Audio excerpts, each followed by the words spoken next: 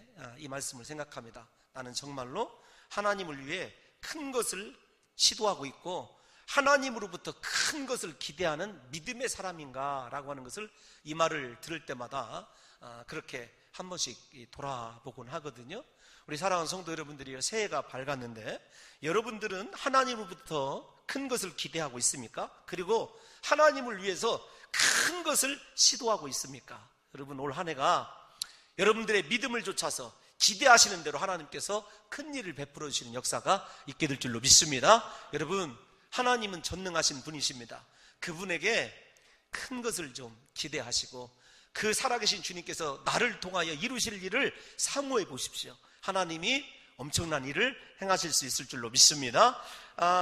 이 말과 함께 떠오르는 시편 말씀이 있습니다. 시편 37편 8절에서 9절을 보게 되면 윌리엄 캐리가 왜 그렇게 얘기했는지를 알 수가 있습니다. 다 같이 한번 읽어볼까요? 시작. 분을 그치고 노를 버리며 오히려 악을 만들 뿐이라 진실로 악을 행하는 자들은 끊어질 것이나 여호와를 소망하는 자들은 땅을 차지하리로다. 아멘. 소망한다, 그 말이 무엇이냐면 기대한다, 그 말이에요. 원래 기대한다라고 하는 말이 훨씬 더 가까운 의미일지도 모릅니다. 분을 거치고 노를 버리라. 왜 분을 내는 것, 노를 버리지 못하는 것이 악함인가라고 하는 것은 설명하지 않아도 알 것입니다. 그런데 우리가 원망하고 불평할 힘이 있으면 하나님을 소망하고 기대하라, 그 말이거든요. 오늘부터 저와 여러분들이 정말로 하나님의 큰 능력을 믿고 하나님으로부터 큰 일이 이루어지기를 사모한다고 한다면 우리의 원망과 불평을 하나님을 기대하고 소망하는 믿음으로 바꾸시기를 예수님의 이름으로 축원합니다. 하나님을 기대하는 자들에게 주님이 최소한으로 약속해 주신 것이 있어요. 무엇이냐면 땅을 차지한대요. 땅을 차지하리라. 그 말은 땅은 이 땅에 여러분 우리가 살고 있으면서 소속된 전부를 가리키는 것 아닌 게 있습니까? 그러니까 땅에서 일이 형통하고 잘 되고 땅에서 종이 아니라 주권적으로 살기를 원한다면요, 하나님을 소망하십시오. 하나님을 기대하면 그렇게 주님이 이루어 주실 줄로 믿습니다. 여러분, 우리가 여호와를 기대할 수 있는 것은 하나님을 신뢰하기 때문 아닙니까? 즉 하나님에 대한 믿음이 있는 사람만 하나님을 기대할 수 있습니다. 또 하나 우리가 더 좀 신중하게 생각해야 될 것이 어떤 것이냐면 반대로 하나님을 신뢰하지 못하는 사람들은 하나님이 하실 일조차를 기대하지 못해요. 역설 같습니다만 하나님을 신뢰하는 사람, 하나님이 살아계신 하나님이다, 그분이 나에게 큰 일을 준비하시고 행하실 것이다 믿는 사람에게만 역사가 나타나고 그 사람만 땅을 차지한다는 것이죠. 반대로 믿지 못하는 사람들에게는요, 원망과 불평과 분노의 열매만 남기게 되어 있습니다. 지금까지 살아오면서 우리 사랑하는 오늘 사역자 예배를 드리는데 사역자 여러분들이 원망하고 불평하고 분노를 열매로 남겼는지 아니면 여호와를 소망하고 사랑하는 믿음을 통해서 하나님이 내게 하실 큰 일을 사모함으로 말미암아 여러분들의 인생 가운데 개입하시는 하나님의 손길을 경험했는지를 좀 생각해 보자는 거죠. 오늘 본문 1절에서 10절은 누가복음 내에서 가장 어려운 본문 중에 하나라고 뽑혀지고 있습니다. 오늘 본문의 핵심은 믿음이 무엇이냐라고 하는 것을 예수님께서 설명해 주셨어요. 앞에서 제가 믿음은 하나님을 기대하는 겁니다. 하나님을 신뢰하는 사람은 하나님의 크신 일을 기대하게 되고 적어도 땅을 차지하게 될 것입니다. 믿음의 결과가 뭐냐면 최소한 땅을 차지하는 주권자적인 인생을 살게 된다는 것이거든요. 그러함에도 불구하고 여러분 이 본문을 보게 되면 1절에서 10절까지 상당히 난해합니다. 왜 그러냐면 1절에서 4절에 있는 가르침이 두 가지거든요. 첫째, 다른 사람을 실족해 하지 말라. 두 번째가 무엇이냐면 용서하라는 거예요. 세 번째는 겨자씨만한 믿음을 가지라는 겁니다.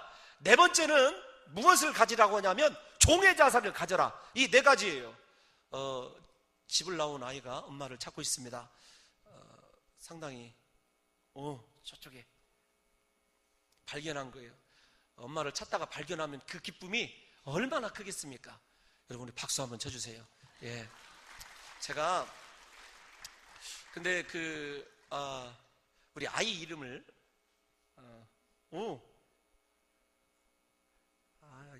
이마영 집사님네, 알았어요. 제가 이 아이 이름을 잘 몰라서 그런데 그게 은혜인지 그건 잘 모르겠습니다. 왜냐하면 우리 교회에는 선교사선이 있어요.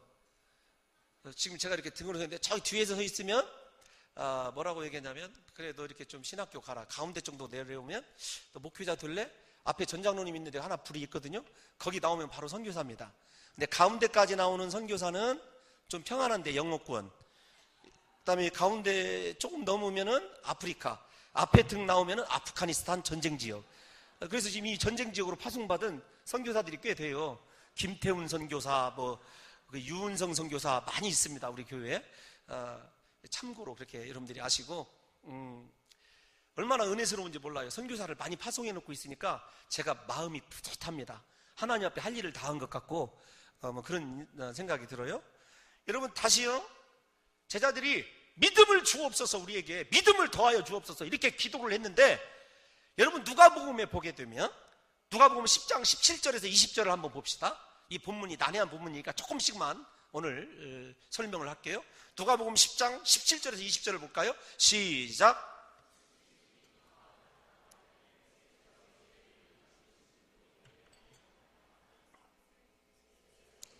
사탄이 하늘로부터 번개같이 떨어지는 것을 내가 보았노라. 내가 너희에게 뱀과 전갈을 밟으며 원수의 모든 능력을 제어할 권능을 주었으니 너희를 해칠 자가 결코 없으리라. 그러나 귀신들이 너희에게 항복하는 것으로 기뻐하지 말고 너희 이름이, 아멘. 여러분, 제자들의 믿음이 보통 믿음입니까? 사탄을 번개같이 떨어뜨리고 전갈을 밟고 별짓을 해도 해를 입지 않는 권능의 사람들이 됐어요. 그런데 예수님의 가르침을 듣는 순간, 5절이에요. 우리 누가복음 17장 5절, 본문 5절 한번 다 같이 한번 읽어보겠습니다. 시작. 사도들이 주께 여짜오되 우리에게 믿음을 더하소서 하니, 여러분 누가복음에서 사도 아포스톨로스 보냄을 받은 자, 그게 누가복음 10장 사건과 연관이 되어 있거든요. 사도라고 직접, 제자가 아닌 사도라고 쓰인 본문은 누가복음 내에서 이게 유일해요.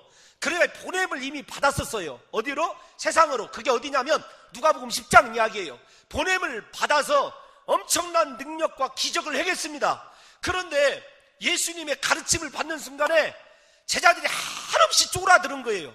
그러면서 오늘말로 말하면은 이 쪼그라들 대로 쪼그라들어가지고, 예수님 도저히 믿음이 없습니다. 내게 믿음을 더하여 주세요. 이 본문이 아이러니 아닙니까?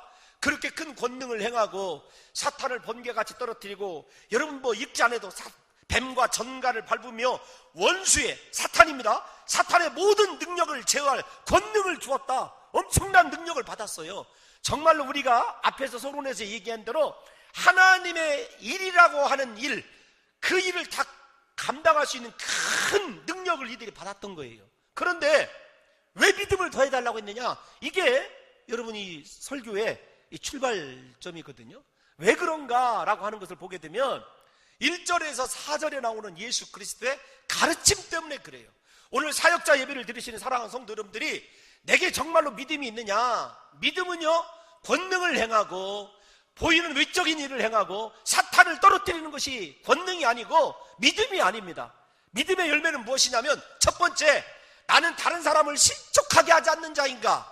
우리 사역자들이 곰곰이 생각해야 될 것이 그거거든요. 나 때문에 넘어지는 사람이 있어서는 안 됩니다.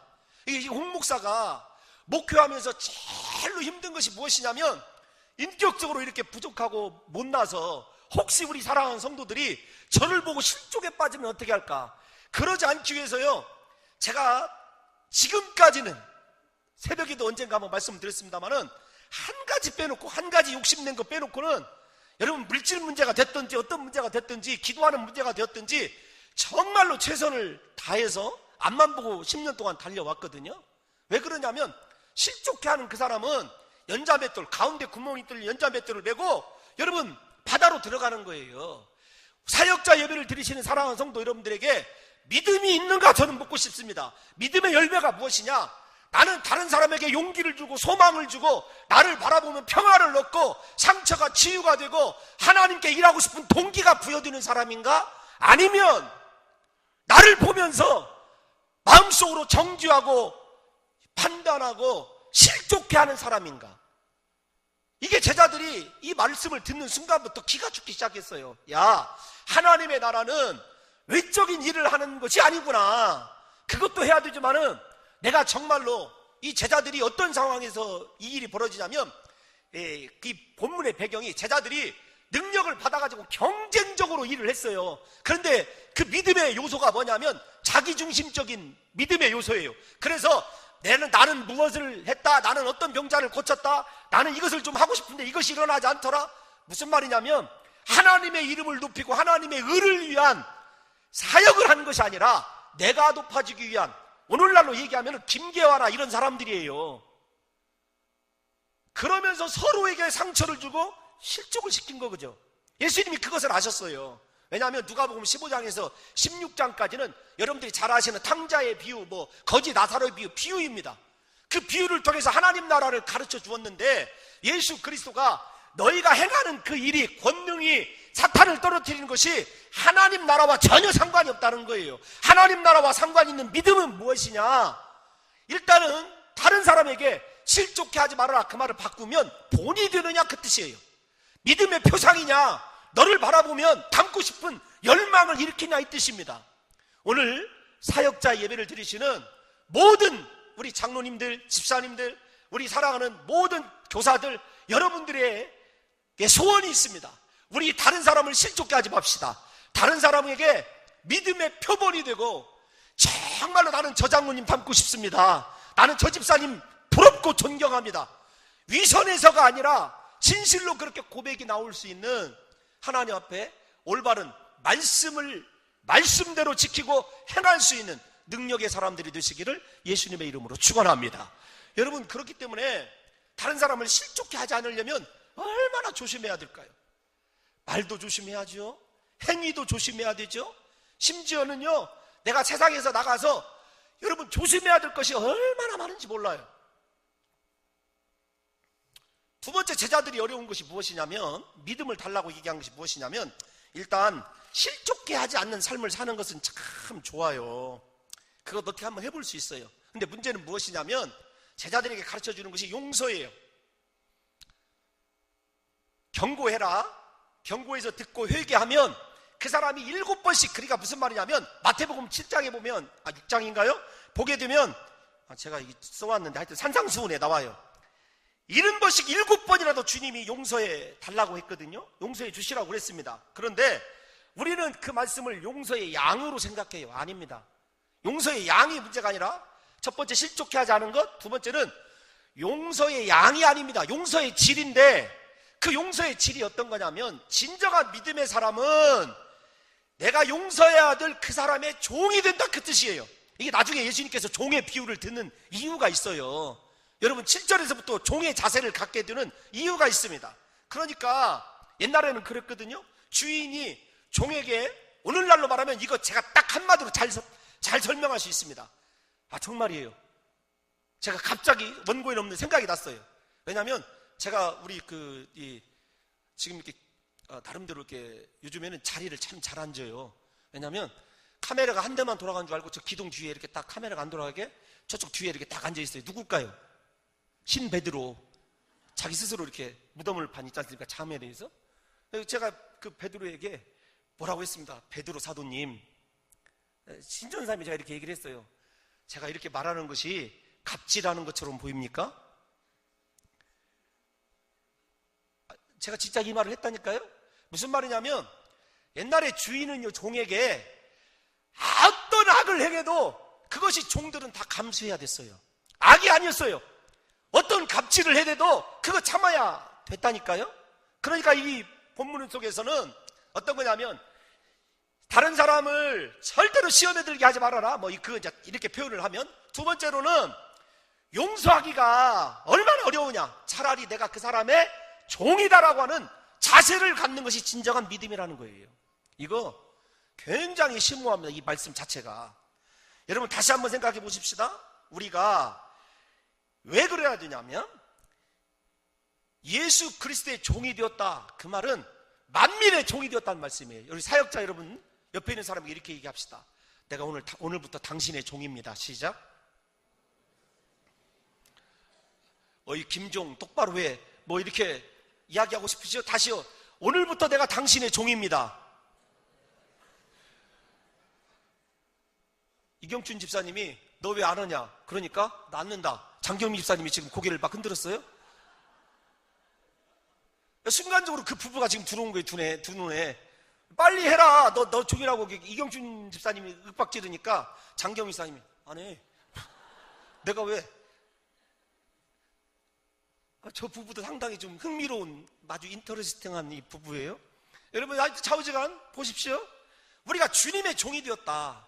그러면 주님이 우리의 주가 되시고, 그 주님께서는 세상 모든 사람을 구원하기 위하여 우리를 종으로 파송을 했어요. 우리에게 진정한 믿음의 사람은 다른 사람을 실족해 하지 않을 뿐더러, 두 번째로는 언제나 이거 또 나옵니다. 종의 자세를 갖는 거예요. 종이 주인에게 항의할 일이 무엇이 있겠습니까? 그 사람이 나에게 아무리 갑질을 해대도 여러분 그거 용서해야 돼요. 몇 번씩. 그게 횟수의 문제가 아니라 질적인, 그래야 완전한 용서가 된다는 거죠. 내 주인이신 예수님에게 용서할 권한이 있는 거지 제게는 용서할 권한이 없습니다. 저는 단지 내 주인이 내게 베푸신 사랑으로 당신을 섬기는 것뿐입니다. 이렇게 하게 될 때 진정한 질적인 용서가 나가게 된다는 것입니다. 무슨 말씀입니까? 예수님의 종으로 살아간다는 것은 모든 권리가 우리의 주인이신 예수님에게 있다는 것을 인정하는 것입니다. 심지어 용서의 권리마저도 주인이신 예수님께 있다는 것을 인정하는 거예요. 그러므로 이 말씀의 결론은요, 우리에게 죄를 범한 그 사람을 사랑으로 끝까지 용서하고 섬기려면 예수님이 제자들의 발을 먼저 씻기신 것처럼 그 사람의 종이 되라는 것이에요. 이게 하나님 나라의 법이다. 이게 누가복음 17장에 나타나는 하나님 나라의 법입니다. 왜 그런가 하면 예수님께서 우리에게 주기도문을 가르쳐 주시면서 일용할 양식을 주옵시고 이렇게 말씀하시고 난 다음에 우리가 우리에게 죄 지은 자를 사하여 준 것 같이, 이게 앞서 우리에게 죄 지은 자를 사하여 준 것 같이, 그 다음이 뭐냐면 우리의 죄를 사하여 주옵소서예요. 예수님이 가르쳐준 주기도문에 두 가지 것이 들어가요. 하나는 일용할 양식, 육적인 양식을 구하는 거고, 영적인 양식을 구하는 기도가 이어지는데, 그 영적인 양식을 구하는 기도가 무엇이냐? 용서에 관한 기도예요. 여러분, 제가 이 설교를 원래는 설교 본문이 빌립보서 3장 7절에서 10절이었습니다. 이 토요일날 아침에 금요일날 잠을 못 자고 이렇게 제 스스로에게 이제 설교를 이렇게 새벽부터 이제 토요일날 아침부터 이 설교를 먼저 손을 댔어요. 바꾼 거죠. 본문을 바꾸면서 이게 많은 이 눈물이 막 이게 나는 거예요. 요즘에. 그리고 제가 눈물을 막 흘리니까 이제 좀 좋아지는 게 있더라고요. 뭐가 좋으냐면 아내의 서비스가 달라져요. 이러다가 얘 좀 잘못된 거 아니냐, 뭐 이런 우려를 하는 것 같아요. 좌우지간이 하나님 앞에서 제 삶을 돌아본 거예요. 제가 여러분들에게 공개적으로 얘기한 대로 두 사람 정도 미워하는 사람이 있는데 하나님 이거 어떻게 해야 됩니까? 저는 정말 제가 싫은 게 위선이거든요. 그래서 못 견뎌라 합니다. 굉장히 못 견뎌라 해요. 저는 여러분들이 잘 아시는 대로 우리 장로님들이 지켜봐서 아시지만 표시가 납니다. 뭘 해도 얼굴에 써 있어요. 기분 나쁘면 나빠, 좋으면 좋아, 거짓말할 때는 또 달라. 이거 어떻게 할 수가 없어요. 제가 제일로 싫어하는 것이 위선이에요, 위선. 그러다 보니까 한 두 분 정도가 제 마음에 늘 걸리는 분들이 있어요. 하나님 앞에 기도를 하고, 이건 우리 교회에 일어나는 현상은 너 때문이다, 홍 목사. 너 때문이다. 네가 잘못이라는 생각이 딱 드는 순간에 제가 본문을 바꾸면서 지금도 이렇게 좀 그렇습니다만 하나님 앞에 제가 이게 참 회개하고 이 설교를 준비하는 거예요. 그러니까 저에게 하는 설교라고 생각하면 딱 좋습니다. 여러분, 용서하기가 얼마나 힘이 드는지 제자들이 이렇게 얘기해요. 주님, 용서할 수 있는 믿음을 주세요. 용서할 수 있는 믿음을 주세요. 그러니까 예수님이 뭐라고 말씀하시냐면, 야, 너 해보지도 않고 믿음을 달라고 하냐, 이거예요. 왜냐하면 겨자씨 안 할 만한 믿음만 있어도 이 뽕나무더러 옮겨 바다에 심겨라 했어도 심겼을 것이다. 이 말은 무슨 말이죠? 믿음을 달라는 기도에 예수님이 거절한 거예요. 믿음 안 준다는 겁니다. 왜 그러냐면 제자들은 믿음을 양적으로 생각하고 있었던 거예요. 근데 제가 이걸 읽으면서 참 이 설교를 준비하면서 N.T. 라이트라고 하는 그 유명한 신학자가 있거든요. N.T. 라이트 책에 보니까 참 감동적인 말이 있어요. 그래서 제가 속으로 그랬어요. 여보, 어떤 사람은 설교도 잘하고 이런 글도 잘 쓰는 거 보면 내가 정말로 힘들어, 이렇게 얘기했어요. 지난주에 제가 우리 김지찬 교수님 설교하는 걸 보면서 어쩌면 그렇게 설교를 쉽게 잘해요. 홍 목사는 어쩌면 그렇게 설교를 어렵게 하려고 노력하는지 몰라요. 여러분, 이게 고민이거든요. 제가 우리 집사람에게 사실대로 얘기를 했어요. 너무 부럽다. 그러다가 N.T. 라이트 책을 읽으면서 또 한 번 감동을 한 거예요. 글도 이렇게 쉽게 잘 쓰네. 이 본문을 보니까 N.T. 라이트가 이렇게 해석을 해놨어요. 진정한 믿음은 양이 아니라 살아계신 하나님에 대한 질적인 차이를 말하는 것이다. 믿음이란 창문과 같다. 창문 높이가 10cm냐 1m냐 하는 것은 중요하지 않다. 중요한 것은 그 믿음을 통하여 바라보는 것이 하나님이냐 사람이냐 그 차이다. 아무리 작은 10cm만을 가지고도 정말 그 말이 왜 기가 막히냐면, 여러분 옛날에 엽전 있었죠. 엽전으로 이렇게 구멍을 멀리 보면 조금밖에 안 보여요. 그러나 가까이다 대고 보면 다 보입니까 안 보입니까? 앞이 다 보여요 안 보여요? 여러분 일단 반응을 해주세요. 그래야 제가 조금이라도 설교를 이제 조금씩 쉽게 해가는구나 이런 생각을 하지. 여러분들이 안면 근육을 마비시키면 제 입이 마비가 돼요. 그러니까 여러분 다시, 그 조그만한 구멍이라 할지라도 가까이 대고 보면 전면이 확실히 보입니까 안 보입니까? 이런 아부건들 같으니라고.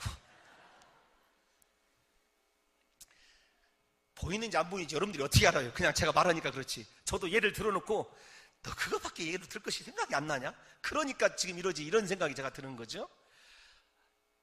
근데 저는 은혜를 받았어요. 왜 하나를, 겨자씨 하나를 믿으며, 제자들은 겨자씨 하나리 얼마나 작은 씨앗인지 여러분들 잘 아시지 않습니까? 제가 우리 다른 분들도 그렇게 얘기를 하길래 이스라엘에 갔다 오면서 겨자씨만 한 봉다리 이렇게 받아왔어요. 한 봉다리.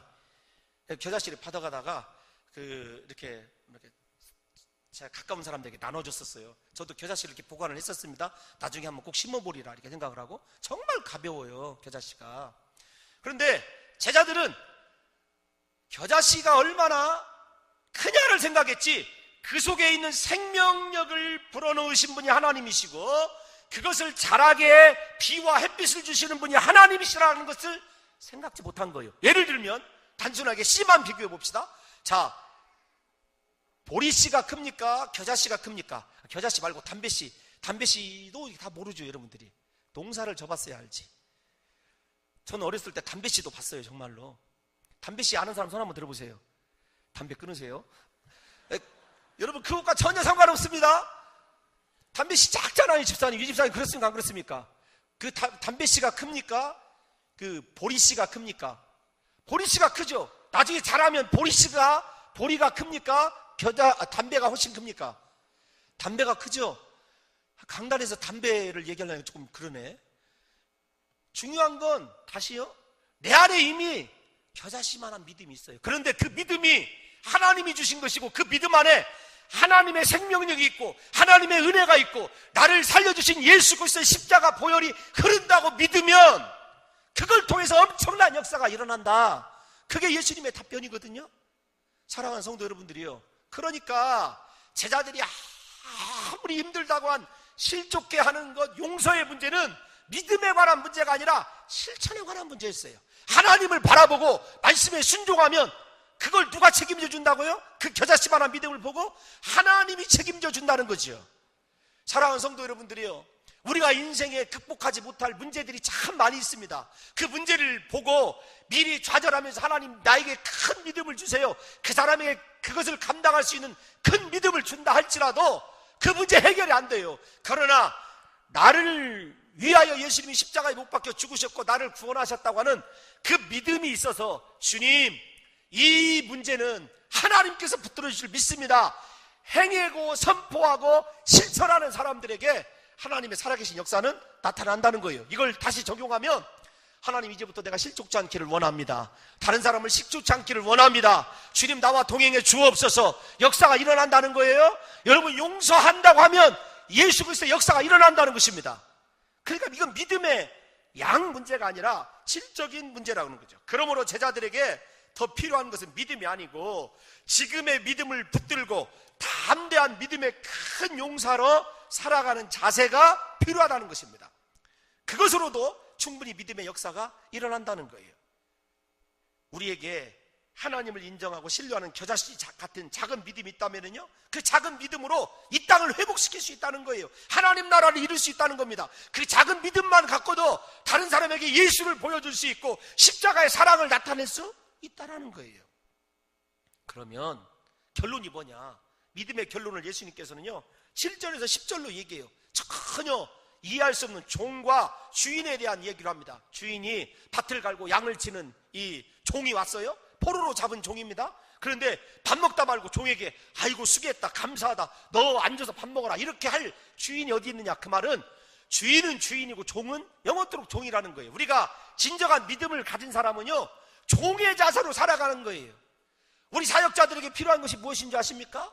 다른 사람을 실족지 않는 것, 그 다음에 다른 사람의 허물을 용서해 주는 것, 세 번째로는 나는 언제나 종이다라고 하는, 다른 사람 앞에서, 예수 그리스도 앞에서 겸손함의 신앙을 잃지 않은 것이 여러분 진정한 믿음의 열매입니다.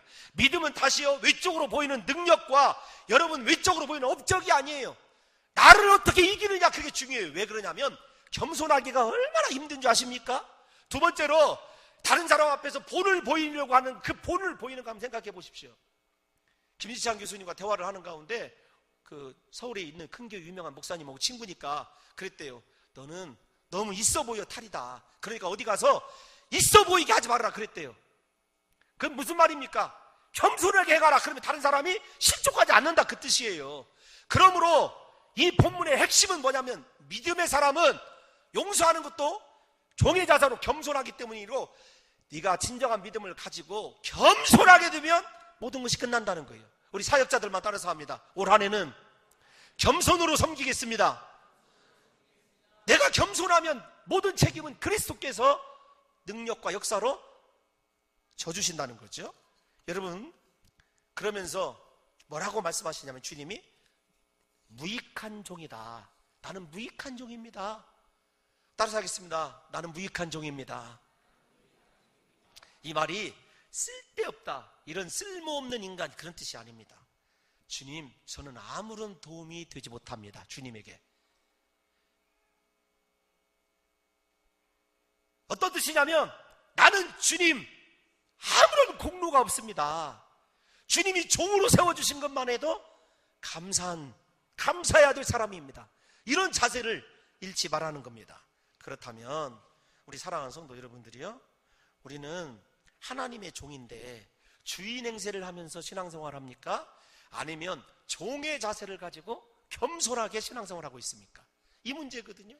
오늘 이 본문의 핵심이 부디 종의 자세를 잃지 않았으면 좋겠어요. 신앙이 없고 믿음이 없는 사람은 종인데 주인처럼 행세하고 사는 사람을 일컫습니다. 종은 주인의 말씀대로만 사는 거예요. 우리는 예수님의 종입니다.